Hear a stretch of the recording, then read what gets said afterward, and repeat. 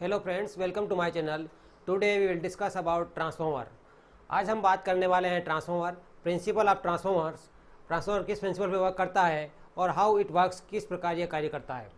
यहाँ पे हमने ट्रांसफार्मर का बेसिक डायग्राम शो कर रखा है, जिसमें एक कोर है ट्रांसफार्मर की और दो वाइंडिंग, एक वाइंडिंग प्राइमरी है। इस वाइंडिंग को बोलते हैं प्राइमरी वाइंडिंग, और ये है आपकी सेकेंडरी वाइंडिंग। प्राइमरी वाइंडिंग वह वाइंडिंग जिस पर हम सप्लाई कनेक्ट करते हैं, प्राइमरी वाइंडिंग वह वाइंडिंग जिस पर हम सप्लाई कनेक्ट करते हैं। सेकेंडरी वाइंडिंग वह वाइंडिंग जहाँ पर हम लोड कनेक्ट करते हैं ट्रांसफार्मर का। Transformer is a static device which transfer electrical power from one circuit to another circuit without changing frequency. Transformer क्या है कि इलेक्ट्रिकल मशीन है जो कि इलेक्ट्रिकल पावर को ट्रांसफर करती है एक सर्किट से दूसरे सर्किट में बिना फ्रीक्वेंसी को चेंज किए। दैट मीन्स फ्रीक्वेंसी अनचेंज रहती है, वोल्टेज या करंट चेंज होता है ना। वोल्टेज बढ़ सकता है सेकेंडरी का आउटपुट का, या सेकेंडरी का वोल्टेज कम हो सकता है, depends on the types of the transformer. यदि सेकेंडरी साइड का वोल्टेज बढ़ता है तो उसको हम स्टेप अप ट्रांसफार्मर बोलते हैं, और यदि सेकेंडरी साइड का वोल्टेज प्राइमरी से कम होता है तो उसको हम बोलते हैं step down transformer. It works on A electromagnetic induction. ये जो है फैराडे जो है, ये आपका जो ट्रांसफार्मर है वो फैराडेज के लॉज के ऊपर वर्क करता है, इलेक्ट्रोमैग्नेटिक इंडक्शन के ऊपर।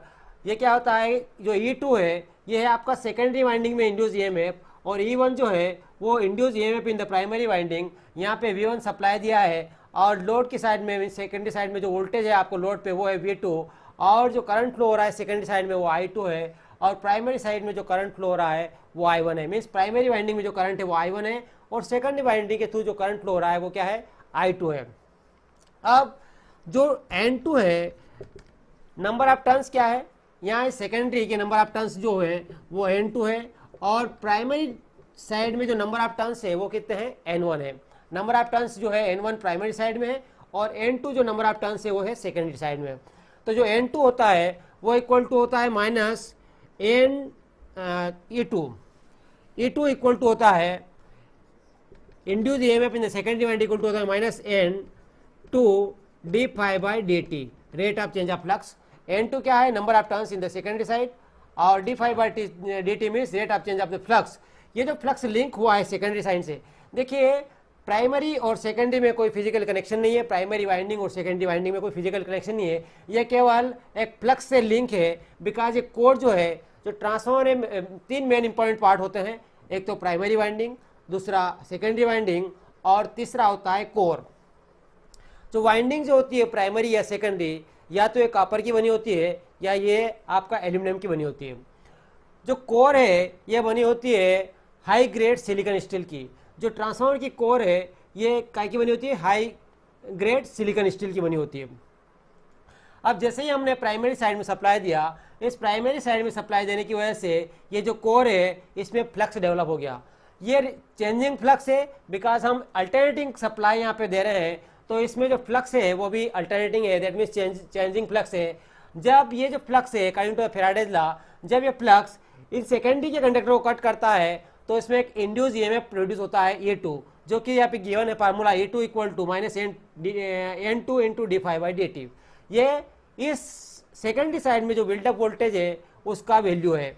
इसी प्रकार E1 जो प्राइमरी वाइंडिंग है, इसमें भी एक प्राइमरी साइड में एक इंड्यूस EMF प्रोड्यूस होगा, वो होता है minus N1 d∅dt, right.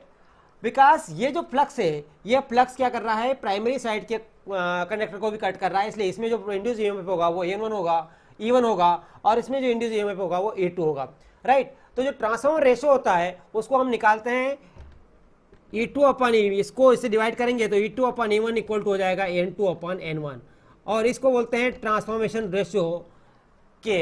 N2/N1 means number of turns in the secondary side divide by the number of turns in the primary side of the transformer, right. यदि N2 is greater than N1, number of turns जो है secondary side में primary से ज्यादा होंगे, तो इसको बोलते हैं स्टेप अप ट्रांसफार्मर। क्या बोलते हैं, स्टेप अप ट्रांसफार्मर। यानी N2 की वैल्यू N1 से ज़्यादा होगी तो ये ट्रांसफॉर्मर कौन सा कहलाएगा, स्टेप अप। दैट मीन्स जो वोल्टेज यहाँ पे सप्लाई दे रहे हो उससे अधिक वोल्टेज हमें सेकेंडरी साइड में मिलेगा। यदि N2 is less than N1, N2 N1 से कम होगा तब क्या होगा, इसको बोलते हैं स्टेप डाउन ट्रांसफॉर्मर। ये होगा आपका step down transformer. That means primary से सेकेंडरी का वोल्टेज क्या होगा, कम होगा। तो इस टाइप से जब आपका नंबर ऑफ टर्न्स पे डिपेंड करता है कि आपके सेकेंडरी साइड का जो वोल्टेज है वो बढ़ेगा या कम होगा। इंपॉर्टेंट पॉइंट इसमें क्या है कि जो ट्रांसफॉर्मर है वो फ्रीक्वेंसी को चेंज नहीं करता है। जो सप्लाई फ्रीक्वेंसी इनपुट में आप ट्रांसफॉर्मर के लगा रहे हो वो वही फ्रीक्वेंसी आपको आउटपुट में भी मिलेगी ट्रांसफॉर्मर के। There is no change in the frequency of the output of the transformer. Transformer के आउटपुट की फ्रीक्वेंसी में कोई चेंज नहीं होगा, है ना, ये कांस्टेंट रहेगी, रिमेन्स। क्या चेंज होगा, वोल्टेज या फिर करंट, है ना, या तो वोल्टेज बढ़ जाएगा, यानी यदि आपको स्टेप अप करना है तो वोल्टेज आउटपुट का बढ़ जाएगा, यदि आपको स्टेप डाउन करना है तो आउटपुट का वोल्टेज इनपुट से कम होगा। तो ये कहलाएगा आपका स्टेप डाउन ट्रांसफॉर्मर यदि कम हुआ तो, और यदि वोल्टेज बढ़ गया तो ये कहलाएगा आपका स्टेप अप ट्रांसफॉर्मर। इस टाइप से ये हुआ अपना ट्रांसफॉर्मर का प्रिंसिपल कैसे वर्क करता है, और कब स्टेप अप रहेगा कब स्टेप डाउन रहेगा वो हमने आज इस वीडियो में डिस्कस किया। Thank you.